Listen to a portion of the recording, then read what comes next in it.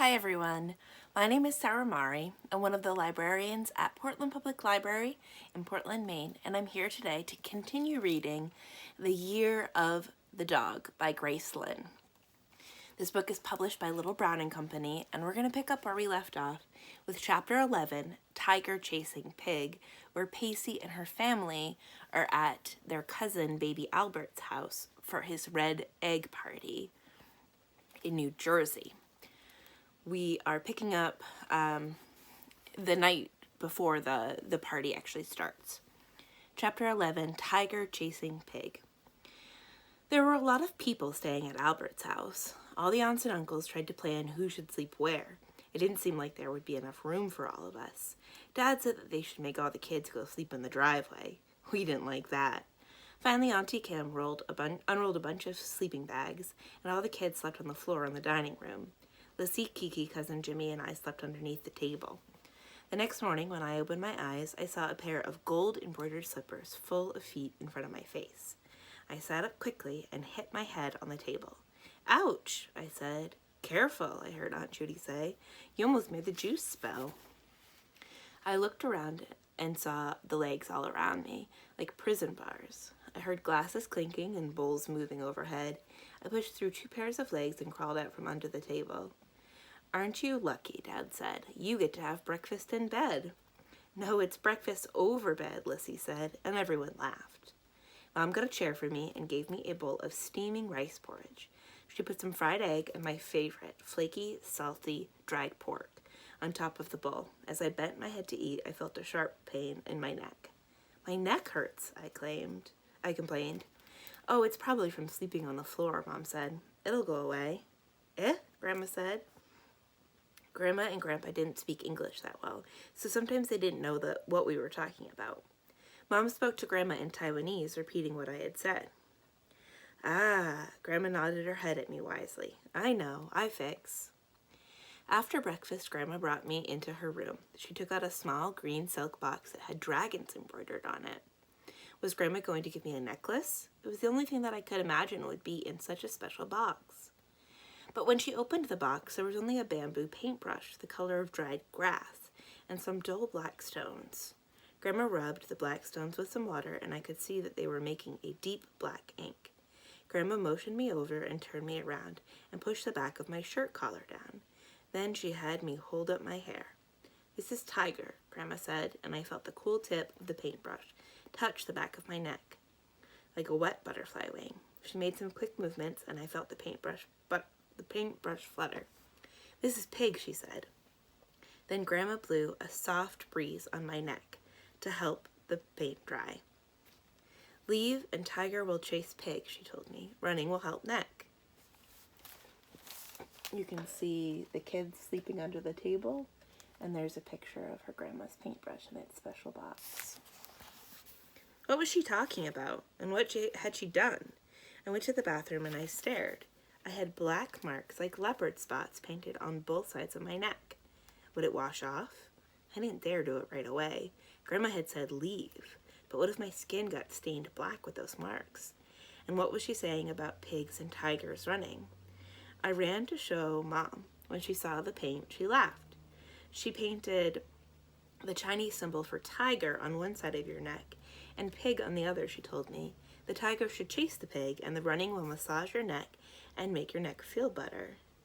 "Will the paint come off?" I asked. "I don't want to go to school with pig written on my neck." "I'm sure it will," Mom said. "But does your neck feel better?" I stopped and thought for a moment. "Well, yeah," I nodded. "It does." So there are the symbols for tiger and pig. And then we're going to start chapter 12, Luck. And you can see Melody's notebook right there. The paint did wash off, and soon we were hugging all of our cousins and aunts and Grandma and Grandpa goodbye and driving home. When I went back to school, even though I had been gone for 3 whole days, nothing had changed. The only thing that was different was that I was behind on all my homework. Melody was glad I was back. As soon as she saw me, she ran to tell me the news. "Guess what?" Melody said. "Becky said that Heather said that Teddy likes someone." She was talking about Teddy Jackson. We both had a crush on him. He had brown blonde hair, the color of sand, and blue eyes like a rainy sky. He was the cutest boy in the whole school, or at least I thought so. Melody thought that Sam Mercer was cuter. Really? I said. Who? She doesn't know, Melody said, but she said it's someone who plays the violin. Then it could be one of us, I almost shrieked. Melody nodded vigorously with a big grin. Then she stopped. But there are a lot of other girls who play the violin. I started to count. Emma Richards, Sophie Williams, Charlotte Fitzgerald, and then Melody and me. That was 5 girls. Which one of us did he like? Melody and I became spies. We watched Teddy talk to every girl and studied him. Every time he walked into a room, we noted what he did, what he said, and who he spoke to. Melody wrote everything down in her notebook. Today, Teddy talked to Emma 3 times, Charlotte 5 times, you 4 times, and me 6, Melody reported. He picked up Charlotte's pencil, he held the door for you, and he let me cut in front of him in the lunch line. What about Sophie? I asked. He never talks to her, Melody said, or even looks at her. It's definitely not her.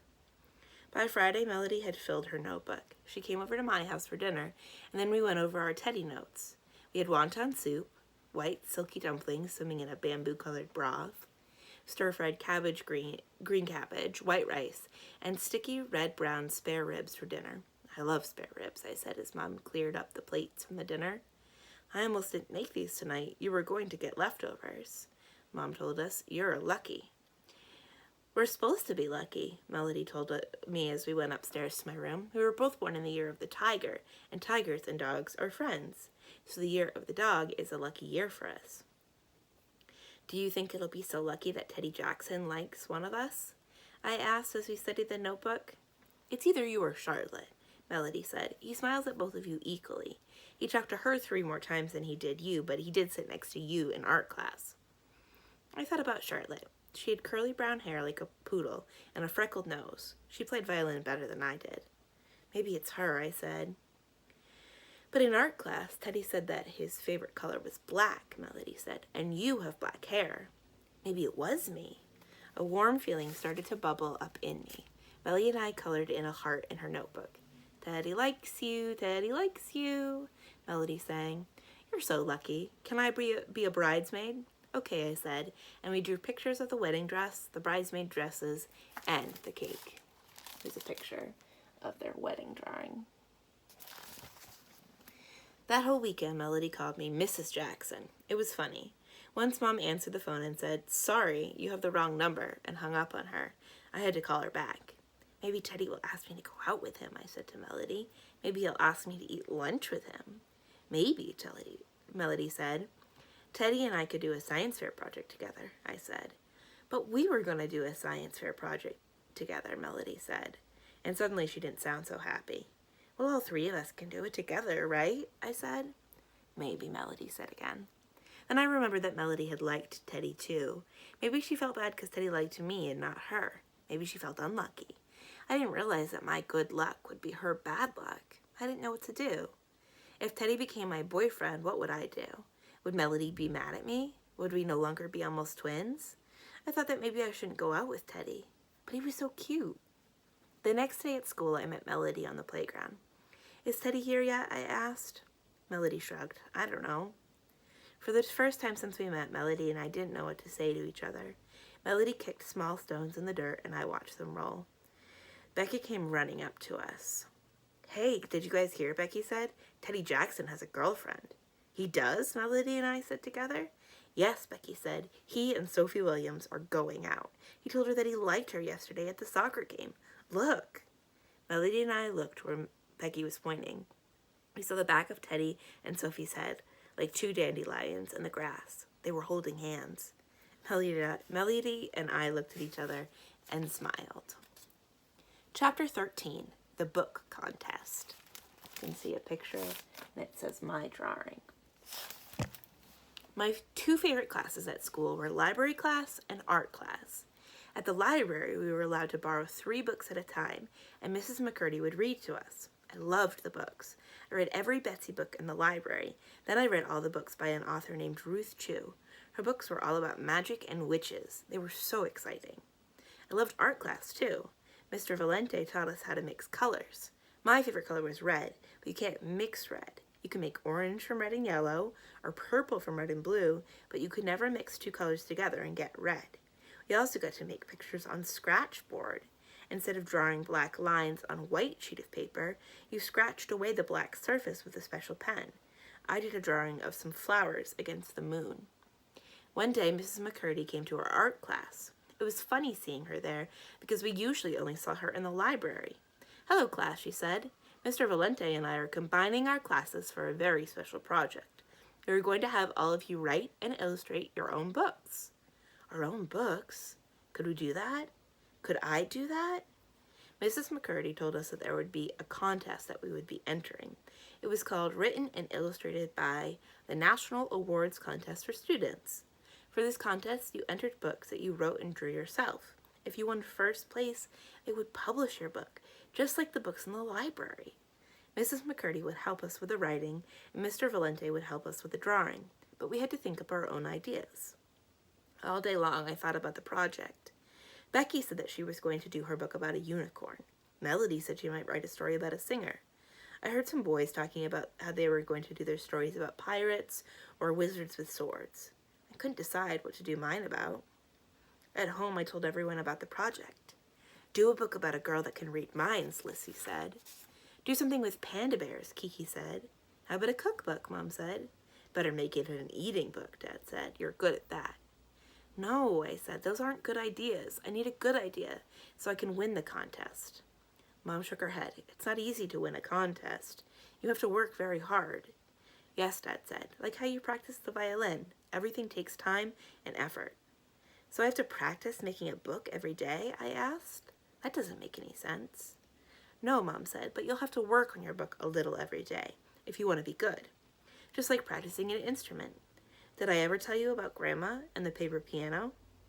The paper piano. When I was a little girl, maybe a little younger than you are, before Grandpa started his business, we were very poor. Our house was small and old with a cracked cement floor that was never clean, no matter how much Grandma swept and scrubbed it. The bathroom was broken down and rotten.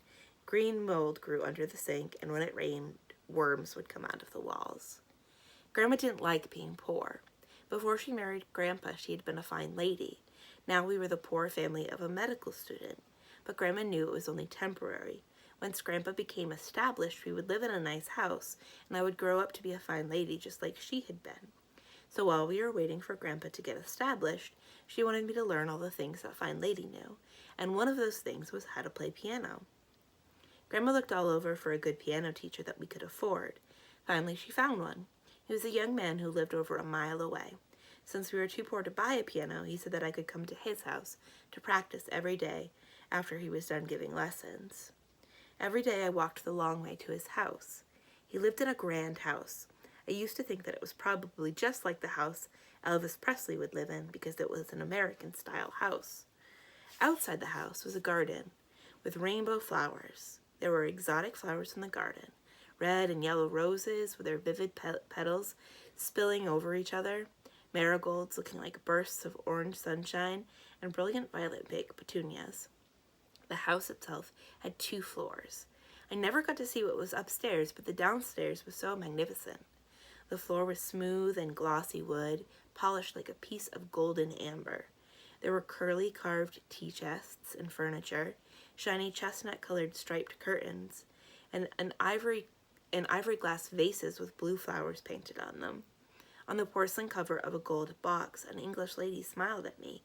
She wore a big pink dress, and the skirts puffed up like an upside-down peony. She always seemed to be inviting me to open the box, but I never dared. The paintings of wealthy ancestors were watching.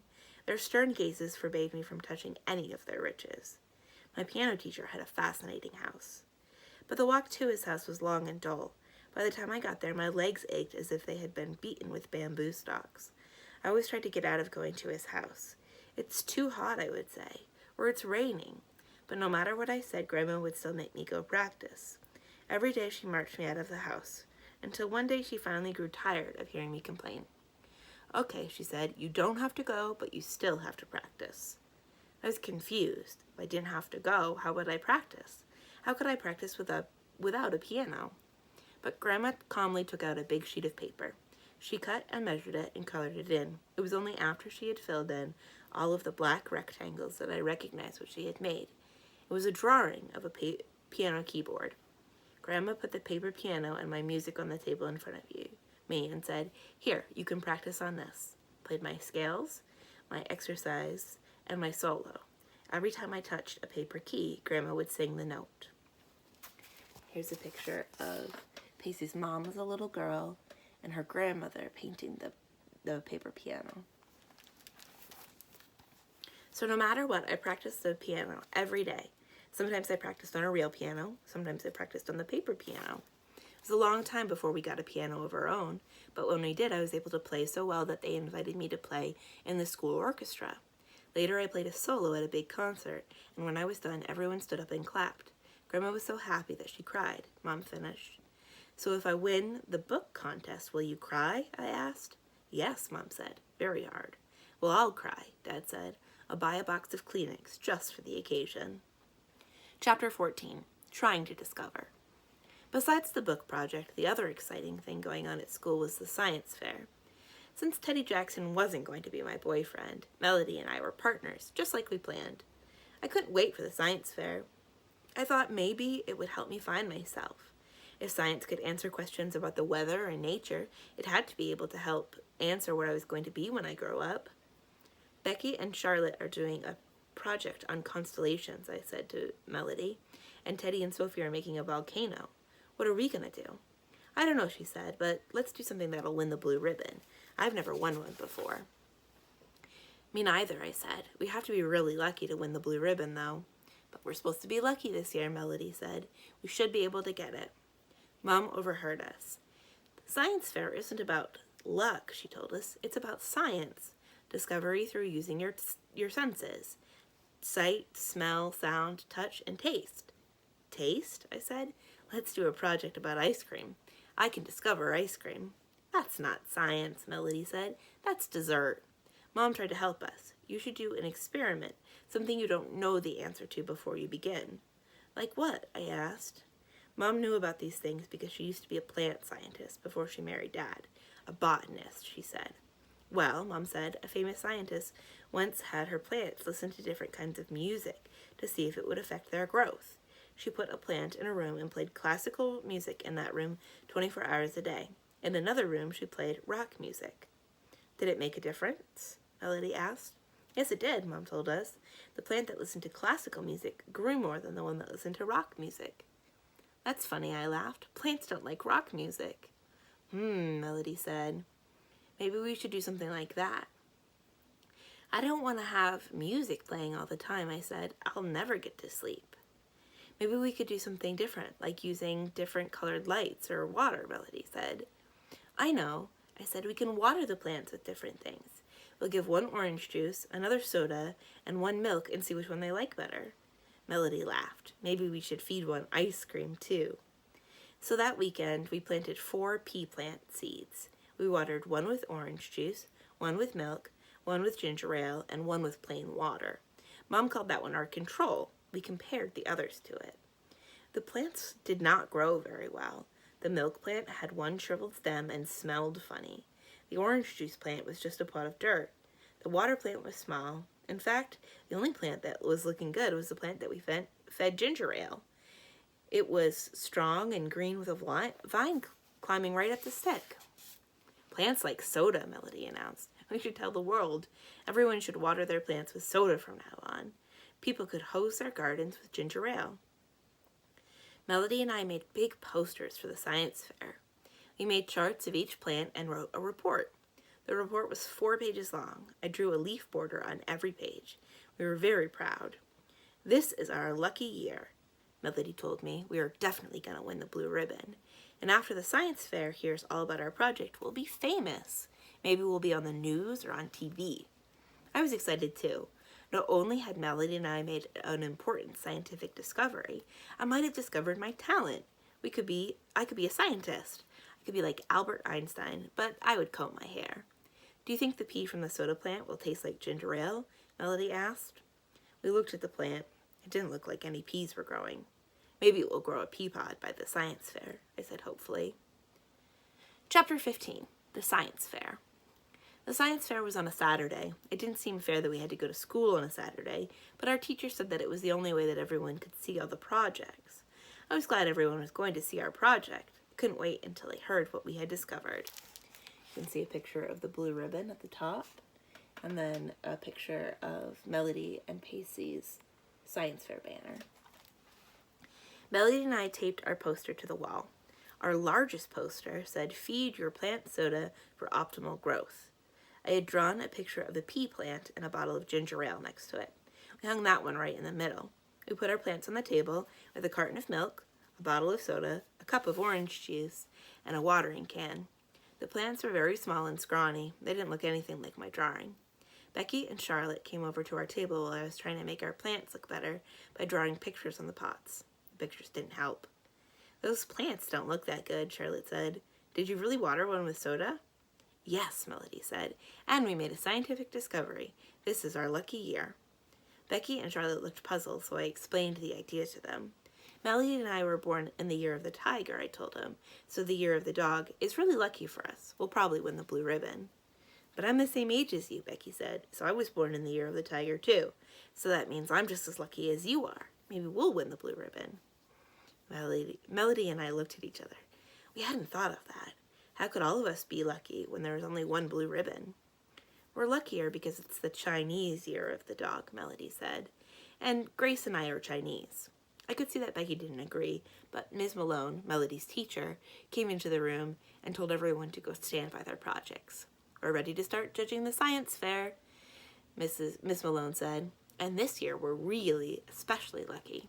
My good friend Mr. McNeely is going to be our guest judge. He's a scientist. He works at NASA." "Lucky," Melody nudged me. "See, with him here, we'll definitely get the blue ribbon." "But he's from NASA," I whispered to Melody. "That's like the space shuttle. He's probably an astronaut. He won't know about plants." "Astronauts are scientists," she whispered back. "And scientists know about science. We're gonna win. I know it." We waited a long time for Mr. McNeely to come to our project. When he did, he looked surprised. "Well, this is an interesting project," he said, and he picked up our report and started reading it. We nudged each other. Here was our good luck. "However," he said to us, "I'm not sure your results substantiate your claim. Were your plants in a controlled environment?" I looked at Melody. Her grin had completely disappeared. "Our water plant is the control," I told him, remembering what Mom called it. I felt very smart. "No, I mean, did you give each plant the same amount of liquid, and did they get the same sun exposure?" "Well, there wasn't room enough in the window for the water plant, so I put that one on the table in the other room," I said, suddenly not feeling very smart. "It might have gotten less light, and we didn't measure how much we gave them." Mr. McNeely said, frowning. "Then I'm afraid your scientific method was seriously flawed." Melody and I looked at each other. We didn't feel so lucky anymore. "To get the true results, you should do this project over with at least 10 plants for each liquid in a controlled environment," he continued. "And then you should do a chlorophyll test." When he left, Melody and I were quiet. "I don't think he liked us," Melody said. "He did say it was interesting," I said. "But I really thought we had discovered something," Melody said. She sounded glum. "He thought it was a terrible project." "He didn't say it was terrible," I said. "He said we were seriously flawed," Melody said. "That's scientist talk for terrible." We sat down at our table, depressed. The science fair that had been so colorful and thrilling an hour ago was now gray and dull. "I didn't know scientists had to do all that hard stuff," I said. Maybe I didn't want to be a scientist after all. It looked like I didn't have any science talent. "Did you know what he was talking about?" "No," Melody said, and we both laughed. An hour later, Ms. Malone came back into the room. We watched her hand Charlotte and Becky the blue ribbon. Then their pictures were taken for the school newspaper. "I guess Charlotte and Becky have more luck than we do after all," Melody said, "even though they're not Chinese." "Maybe because Becky has a dog," I said. "Dogs are probably better friends with other dogs than they are with tigers." "Yeah," Melody said. "Scruffy would probably put in a good word for them." "Or maybe they just had a better project," I said. "Maybe," Melody said. "But I bet it was Scruffy." Here's a little picture of Scruffy. And that's where we're going to end today. We'll pick up tomorrow with chapter 16, which is called Dreaming of Dorothy. We've been reading The Year of the Dog by Grace Lin. I hope you enjoyed it, and I hope to see you again tomorrow. My name is Sarah Mari. I'm one of the librarians at Portland Public Library in Portland, Maine. Thank you for listening. Bye.